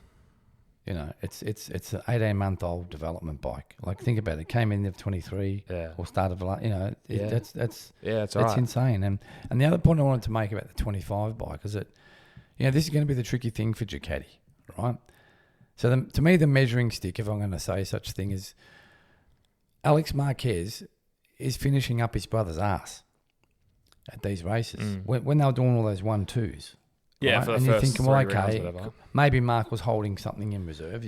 That's a fair assumption too, maybe. But we're all waiting for that to stop. We're all sitting going, nah, look, Alex won't be able to sustain this, right? At some point, he's going to stop coming third, and someone else, whether it's your mate Martin, and that's a different bet we've got going on there when he finally comes back on the Aprilia. Oh, we'll get to that. No, but I'm just making the point that, like, the reason Alex, and that's my point before about Morbidelli and Aldeguer being so good, because that's how good this bike is. Yeah, 100%. Right? But if this bike is still that good at the back end of the year, right? Yeah. And because the 25 isn't developed and isn't made that next step, well, then what do they do next year, right? Because guess what? This 25 half hand-me-down, whatever you want to call it, is going to now become their bikes, and they're all going to struggle. So do they disguise the 24 bike and call it the 25? I wouldn't be surprised No, they but do that. seriously, why would you discard a bike that's getting all these podiums for Morbidelli and Alex, and for the newer bike that only one man can currently ride. And it's only one more year in that regulations anyway. Yeah, I know, but my point is that we're seeing, and this goes back to Bezzecchi, Bezzecchi was made to look better than what he was 2 years ago because of the bike. Well, he did nothing on a Ducati last year anyway. Well, that's even more so. The fact that because the new tyre affected that model, the 23 one. Okay. Yeah, but Marquez fucking worked around it, and I know that's Marquez. Let's take him out of it. Let's take him out of it. But even Alex Marquez had results on that bike. Yeah, agreed. But this is my point. This bike, this 24 bike, is making. I'm not saying they're no good. They're not good riders. No. But it's making them look a bit better than what they are. It just enhances their already amazing ability. It's all it does. This is back to the VR46 comparison. The Digi and Morbidelli. Is Digi a better rider when fully fit? Than Morbidelli, yeah. You have to say yes. Yeah, of course. He's younger. He's all this sort of stuff. But yet, he at some point this year he has to start beating Morbidelli regularly. Yeah. But I'm saying that's going to be reflective of the bike. If he can't, it shows that this bike is still this machine that's got the goods. And what do they do next year? Next minute, how many races we've had, like top 6 Ducatis, top 5, a couple of races. Yeah. I'm saying that changes. If a 26 is half good, not good, and then the 25 is still what it is, KTM, Honda, they'll start coming in between. So like you said, it's only one more year left of the regs. I'd just be saying, this is the 25, but it's really still the 24. Yeah. So imagine them using a 24 and 26. It'd be crazy, and that's right. That's how far they've developed that bike ahead of everyone. Sorry, keep going. I was just going to say, then you look at Aprilia, and it's how backwards they're gone. Sorry, we're going to get onto this. Yeah. Well, mate, Martin, unlucky is a word you could use for Qatar, and it sucks for the championship. 100%. And I said to you before Qatar, I said he would win a race this year, and you laughed. I said he won't even get a podium, is what I said. And And now coming back from those injuries, I don't know what I can see him do. I don't see him winning a race. No. I just think of all the bikes, they've just gone backwards the most.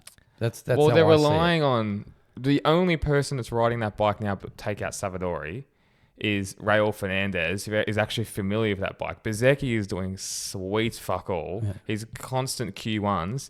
And Iogura, who's a rookie, is actually doing amazing. Yeah, but see, the thing with the rookies, and we saw this for Costa last year, I wanted to bring this up, right?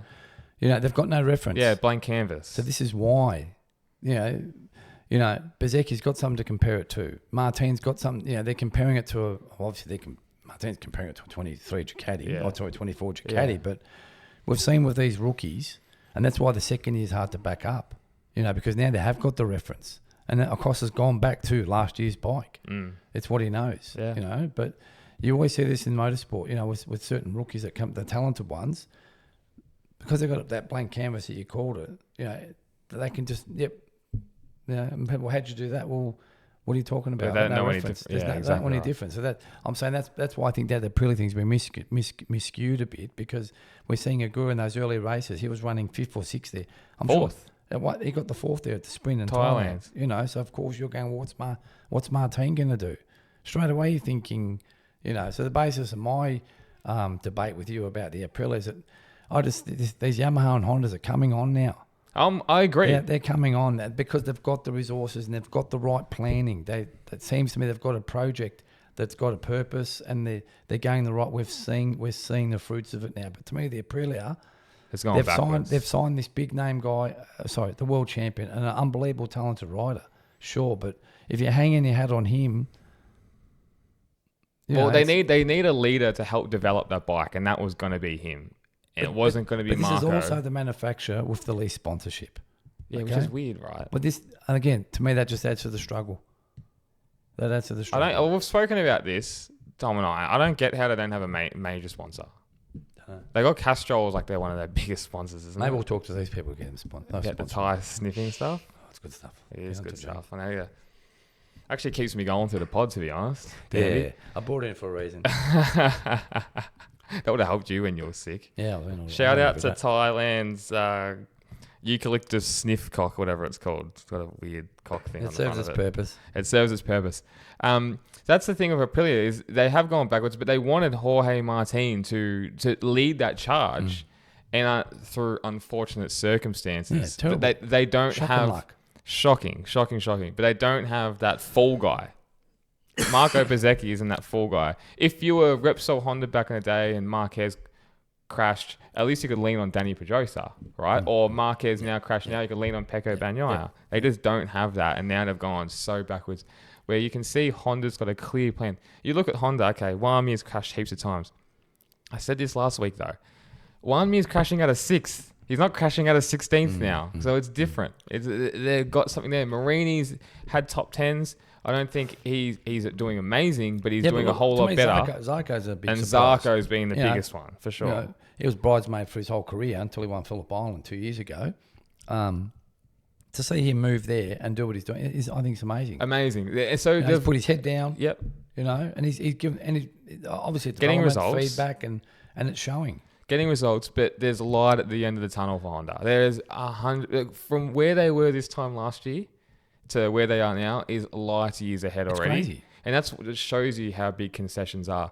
Yamaha, up until Jerez, almost seemed like they took a step backwards. It's only till 'cause Jerez. They were promising at testing. Then they got to the first 2 races, they were nowhere. Yep. This Yamaha went backwards. Only shining light was Jack Miller Yes. And that was for a couple. Thailand, he did well. Yeah, and it was I think- another race. Yeah. He came 5th, I think. Yeah, along those lines. So he's had a couple good races on that Aprilia anyway. So Argentina. the Yamaha. Was it Argentina, I think he got Yeah. a result. Yeah. Miller? Yeah, so they've still been pretty disappointing up until Jerez. But they've been better, but they haven't exploded like we thought they would. Yeah, but then, you know, as you know, the Honda's what, 5th or 6th, depending, right? If Marquez is on that bike, is it getting a podium? Yeah. I know. That's, Crazy. again, yeah, it's crazy. So you say, well, how close do you need to get? You know, like, I'm not saying about him going back there, but this is where that last step is just that. Well, they say, you can get to a second of a MotoGP, if you're a very good rider, you can get to like a second or second and a half of a MotoGP rider. It's making up, it's so hard to make those that last- extra tenth, those extra 2 or 3 tenth, tenths, extra they- tenth. that's That's where they make the money. And that's where Marquez is so good because it always seems like he's got In his 0.3 back pocket, doesn't he? He's ready on standby. You know, so, but going back to it, so Honda's catching up, I wouldn't say rapidly, but they're moving quick, but then get to that next level, that's where a rider's going to make a difference. I don't know if Mir's going to be that guy. My prediction is, and I've said this on record, is Marquez is going to win this year, he's going to win next year in the Ducati, and Honda's going to sign him for an unholy amount of money. Which is what they offered him anyway. Exactly this right. time To round. then bring them back to the promised land. Because he's always said his allegiances with Honda. He would love to go back to Honda. That's what I would see happen. If they get the new regs right. There's a whole lot of big ifs. I'm with you there. I thought the same. I've changed my mind a little bit. I think he'll start the new regs on the Ducati. Okay, and see True, yeah. how you Honda probably- is yeah, there. Yeah, you're probably and right, then, actually. And because at the end of the day, I think he said he wants to go 5 more years. I read that recently. So he's just turned 31, I think. So he's good for mid-30s or so he thinks. Even if it's 4 more years. So I do 100%. I think he'll finish his career back HRC. at the HRC. I think he's... Do you reckon Repsol will come back for him? Well, he'd be silly not to. I don't know. Write your own check there. I mean, come on. This is the most marketable person. Yeah, for sure. It'd just be amazing, wouldn't it? I'm curious to see if Red Bull kick Monster off this year because their contract's up at I reckon they will. Ducati this year. I reckon they'll throw a disgusting amount of money at it. Yeah, pretty obscene. Dovey used to run Red Bull on his helmet back in the day. That's because Monster wasn't on the bike. Yeah, but they've just come on stronger now. Monster started Yeah. off small, then now it's the bike, then it's the leathers. Yeah. But I think they will. Yeah, Red so Bull's huge, man. Like Monster's huge, but Red Bull's just another Yeah. animal. and they're getting good. And that's sad because Martin's Red Bull, so they've lost them some exposure there because he's not on the grid. But they're getting made up now with Alex because Alex has been getting podiums and wins, so they've still got. I thought it was almost a bit of a sign. I thought I wouldn't be surprised if he wins this weekend. I'm talking about Jerez. When Alex rocked up in that Volkswagen in the did you see the combi van? Yeah. That Red Bull. That thing, that looked smick. That was just in the Red Bull colours with the nice shiny blue. That's very cool.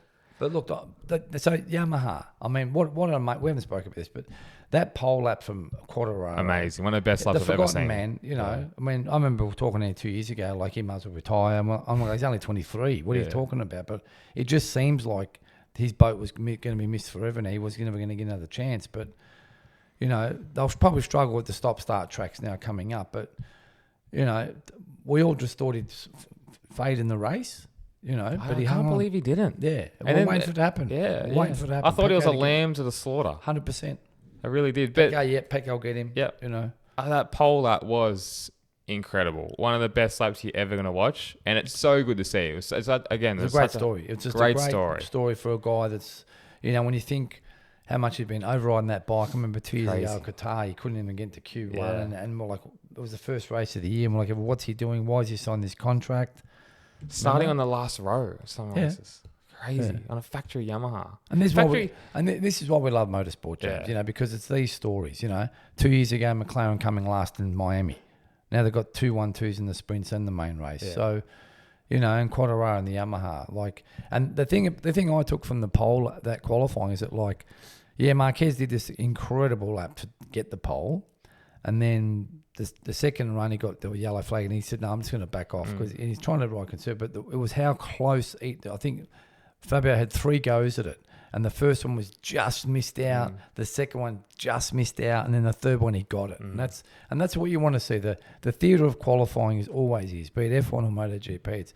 You want to see the guy who's crossed the line last go around and take that pole. Yeah. It's all about that theatre that whatever the time is to beat does get beat by the second last guy or the last guy that gets across. Yeah. That's the ultimate theatre of motorsport for the qualies, That's both great. F1 and Great point. MotoGP. Yeah. And to see him, I'm like, oh, he's almost there. And I'm like, Close, no, it's I mean, close. I would have marked And he crashed. Yeah. I want to, but I'm breaking with this guy now. It was just the energy of watching the TV, or like you're just getting drawn into your television. Like, look at this. This is a guy that was every bit as good, and you forget how good he was. Yeah. And again, as you said, override. Yamaha shouldn't be doing what it was doing, but he did it. Hey, how do you see Le Mans? How do you see Le Mans? What's going to happen Well, there? you know, if you look at last year, it was quite interesting. The three of them battling away there. This is Martin, Pecco, and Mark. But if I remember correctly, Pecco had a rough start to the weekend. I think he crashed on the Friday, so he wasn't able to build from the sprint, and that's why he didn't quite nail it in the race. And he said as much post-race, but I thought it was interesting how, I'm going back to last year, you know, Pecco and Martin were dicing there. Mark was coming up, and Martin goes, I need to pass him now, otherwise Mark's going to get us both, you know. And then we saw, and we saw Mark there again on a year-old bike, mixing it with those two guys at that track. So, and a big difference in those bikes. A 23 to 24 is a lot different to a 24 to a 25, let's say. I mean, look, to me, all these races point to Mark, even these bogey tracks, you know. I say he's winning them until something else happens. And whether it's him crashing or Pecco pulling his finger out. Is it going to rain again? France I hope always it rains. does. I hope it does. It makes it. I like the wet. I like the wet stuff. It mixes it up. Yeah. You know, but I don't know. Look, I know he's crashed twice, and I'm not saying it because I'm a Marquez fan, but what we've seen, and I've read stories, mate, he's still learning this bike. He's still not on top of this bike, there's some people are saying. Like, he's still, you know, and I don't know. Look, it just, we're just very lucky to be living in a time where this has never happened before, where someone has been injured to this extent and missed 4 years of racing and come back and still been dominant. It's never happened in any sport. I don't know, but maybe you can recall something where a guy has come back and still been at the very top. Straight away, just about. Well, of course, straight away. Yeah. So, yeah. But I mean, look, we want a championship. We want to see, I'm saying as a Marquez fan, I want to see the old Pecco. I want to see that Pecco that we know. You know, I want to see him get on top of this bike. I don't want to say, oh, no, I'm not quite there. I'm not feeling it. Because that's what we're hearing. The sound bites we're hearing from Pecco is, I'm still not feeling the front. I'm still not quite feeling it. I'm getting there. And it sometimes even sounds a bit giving into, like, just saying things you probably shouldn't say to the media, like, oh, I was going to do exactly what Mark was going to do when Mark went off the grid. Whatever. I know Mark, but that's a unique circumstance. I know, but you shouldn't say that. Marquez that day at Austin was the conductor. He knew exactly what he was doing to suck everybody in. But you shouldn't say that. I'm just saying for the psychology it's almost of fanboy. going to war. You are right. It's almost fanboy. Yeah. Like. So that was just a weird. It was as soon as I heard it, I'm like, that's a weird. And a couple of press things have come out and people have talked about it. It's just a weird thing to say. And he's said a couple of other things, and maybe that's just how he is. And it's a water off a duck's back to him. It doesn't matter anyway. But if I was Mark here and that's like, yeah, I know, like I've got everyone covered. I'm sure he thinks that anyway. But it's just a weird thing to say. And just one last thing, like they had the test, right? He didn't even try the new 12-litre tank. Right, he just tried a couple of parts that he took off the bike in the barium test that Marquez had on the bike to put those things on. So there was no real clear plan for Pecco at the test either. You know, everyone thought he'd rock up on the Monday and they put the new 12-litre tank because this whole sprint thing was going on with the tank position with it. And look, this is another thing. This is going to be a factor this year, right? You know, it seems Mark is unstoppable on Saturdays. This is how it's very much looking. You know, he's won all the sprints. Yeah. All right, is that right? Won all the sprints and almost all the qualifying. No, just on the Saturday alone, right? So the fact that and Pecco sometimes struggling in the sprints, you know, this is going to add to the pressure on the Sunday. That's why Jorge Martin won the title. Yeah, sprint races. Let's be honest. Well, and then I've got obviously Pecco crashing a lot. Now, one thing we haven't talked about is KTM. Yeah. So just look, your mate Mav there, right? We've got to give him credit there. 100% going to give him credit. That ride he put on in Jerez. And guitar. But where are they at though as a whole? Because it looks like Acosta's just 4 different bikes they got running. Yeah, 4 different bikes. I don't know. I'm still not buying into the hype. Remember me when neither. Remember when everyone thought I was crazy buying into the hype After of Vinales, Austin? Everyone was on his back. Everyone was on his back. Well, I got sucked in. Yeah, this is where fraud started. And that was ground zero of fraud. It's like Wuhan. But he's backed it up again, and it's great. He couldn't get onto the tail of Bagnaia. I don't know what he's doing, and it's such a Maverick Vinales thing of what's happening, and it wouldn't surprise me if everyone falls off again. KTM is in... Okay, we talked about Ducati just before with Delinga, right? He's made the most rideable bike. A rookie can get on there. You've got Morbidelli, who's as fast as my grandma on that bike, and they make it work. KTM have 4, let's say, superstars, 4 very experienced riders or very, very, very talented riders on 4 different bikes. It's crazy. That's all painted the same. They might as well be... That doesn't give me any confidence because you're the complete 100%. Opposite of Ducati. So the wheels are going to fall off. And I'm telling you right now, and I don't want that to happen, but the wheels are going to fall off. And whatever Maverick Vinales is doing, kudos, but Acosta can't do it. Bastianini can't do it. And Binder, and you know what? They got track. Jerez is a Binder track. And he came, 6 or something? Yeah, they got top 10s. 2 of them, those 2. Yeah, all 4, I think, got a top 10. I think Bastianini snuck in. The only one, okay. A lot of it's to do with crashing, but they are there. It's just they're not there either. They're not there at all. And I can see that. And we're going to get into Europe, and I just think they're going to fall away. And I could be so wrong, but they just don't look threatening at all. It's just they're just staying on the bike and racking up some points, but they're not. And they should all be top 10s, especially the Red Bull KTMs. I think the whole thing is feeding you doubt, and rightly so, is that you're like, well, hang on a minute. We've got these 4 bikes. We've got this superstar talent. Yeah. Right? Who wants out, clearly wants out. We've got this superstar talent, and he's getting beat by a fraud. Okay? Because that doesn't add up. Yeah. This is why you're saying what you're saying. I totally agree with what you're saying, but you're saying, well, hang on, how can Vinales come 4th and then almost win the week before in Qatar with the type, regardless of the type? Regardless, right? yeah, it's not count that. So that doesn't fit. No, right? This is like I'm having a dream here. I'm going to wake up because here's this guy who's, he didn't get close to Pecco, but this is in the Jerez I'm talking about. But he was there in a good solid 4th, didn't fade. No, and the guy we're all waiting to bust the Ducati all wide open. He's Acosta on the KTM, and he seems to be on struggle street. So this is why this whole the whole thing's a big fraud. Like it doesn't make any sense. There's no belief. What are you trying to sell me? Yeah. They're like a timeshare. Yeah, what are you trying to sell me? Yeah. I don't believe it. And if you've got 4 very different bikes, I don't believe it in it at all. Like it's just. something's going to happen. And look, maybe I'm going to be completely wrong, but I just don't. I have zero confidence in KTM, not Vinales. Acosta is clearly not happy. You've got Honda trying to approach him, or they are approaching him and throwing him a ton of money, and I see Honda paying him out of that contract and going there. I don't look. I when that story broke, I believed it, but now I'm less so. I'm more or less so. I think he has. He'll be at the KTM next year. Okay.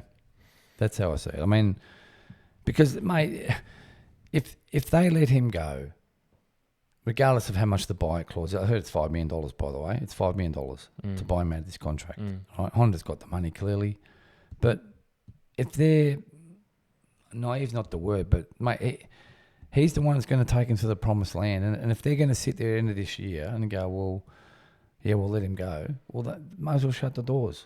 Well, maybe that's 2-1. Maybe that's actually happening. So that's probably why that might happen. But I just can't see a grid where there's a KTM and Acosta's not on it, and they think they're going to get better.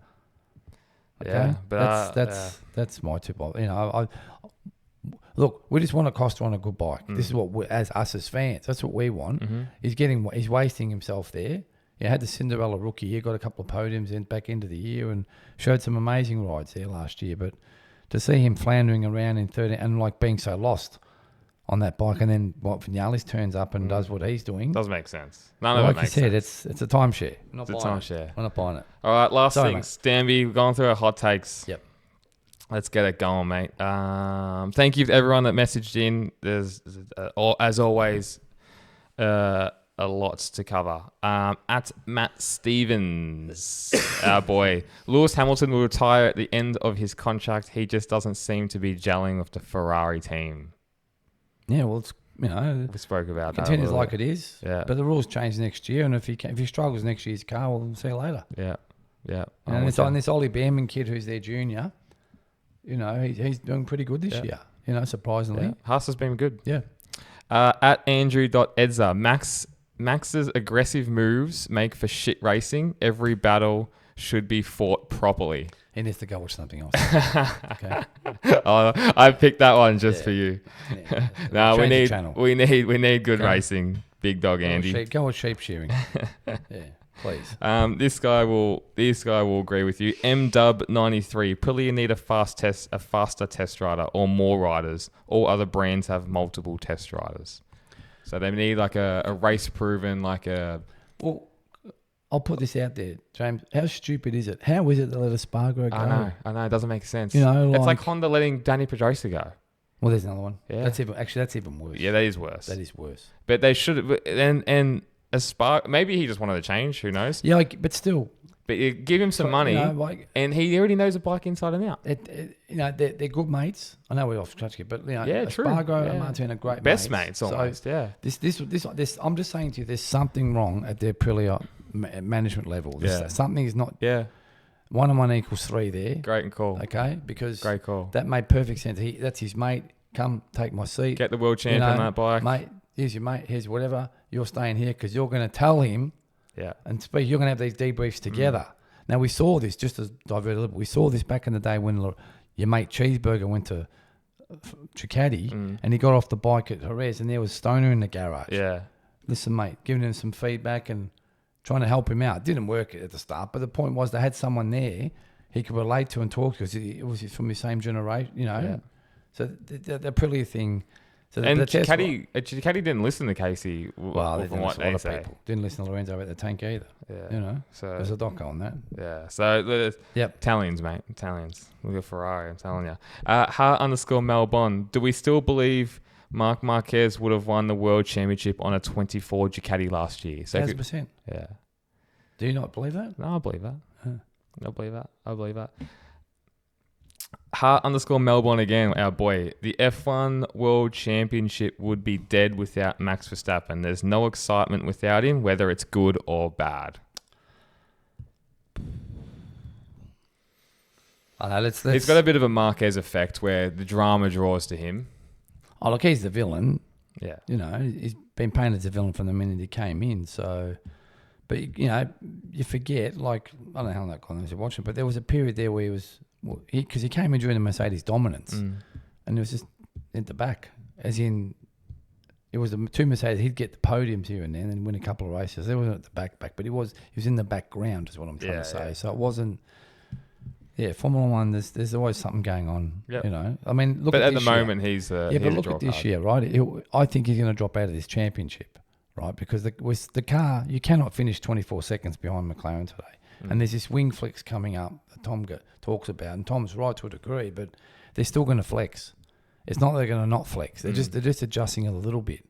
Now, McLaren might lose 5 seconds on today's performance, but it needs to be 25 seconds. Yeah. So I'm saying that if Max drops out of this championship and becomes just an also ran then the juice is going to be between the two McLaren guys. Yeah.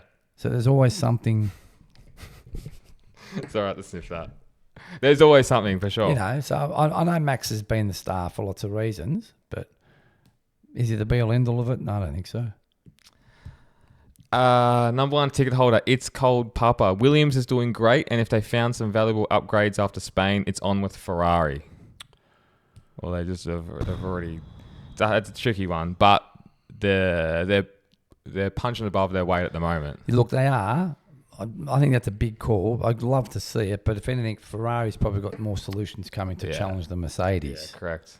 So it seems the Mercedes on its day, Russell had a bad weekend, but still got a podium, thanks to the safety car VSC today. But, the Mercedes seems to be able to maybe nip at the McLaren sometimes, because we've seen front rows from Russell. Kimi got the pole and sprint pole.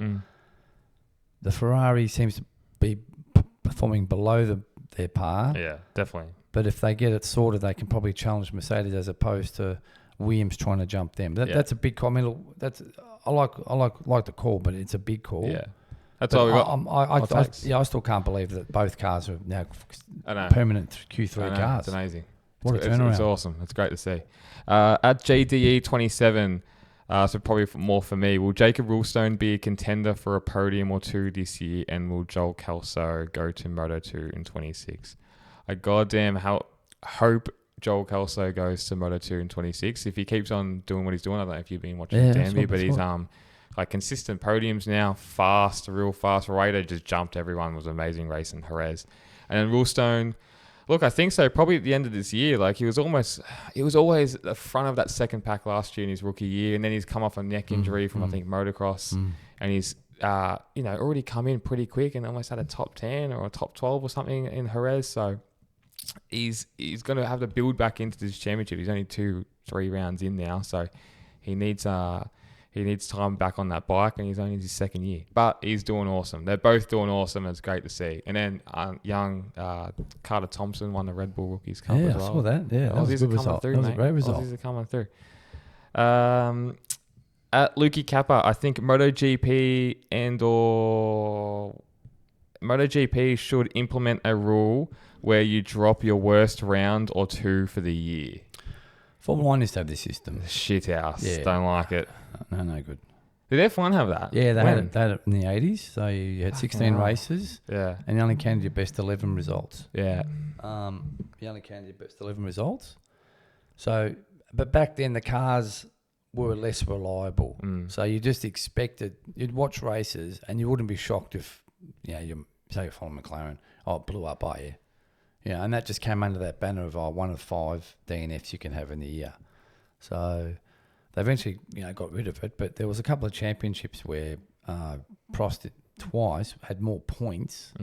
Sorry, the most points at the end of the year. But because they only counted the best 11 results, was not the champion. Wow, it's dumb. I look back nowadays. I mean, it's hard to explain to people now, but that happened to him twice, where he had the most points. Who won the title that year? Lauda won it in '84, and then Senna won in '88. Gotcha. But both years, Prost had more the most. So I didn't know that. Yeah, because they counted the best 11 results, so you could drop your worst results. Yeah. So if you came 5th or an 8th, you could just discard that and just count the, So I suppose we ordered consistency to some degree. Yeah, but points is points. What's the point if you don't? What's the point of a point system? If you want to, anyone wants to jump on Google, look at the record books of the 1980s in Formula One, and see points, and it'll have in brackets. It'll have what they had and what they ended up with. Funny. What was discarded. Funny. But no good. No good. Danby, thanks for coming on, mate. All good. Really appreciate All it. good. Thanks for filling in. Big shoes to fill in for T-Shavs. Yeah. That soy sauce on my hair. Yeah. Good to see ya, and we'll chat after Le Mans, definitely. Thanks, Cool, guys. mate. Thanks No for listening, problem. guys. Bye. See you next week.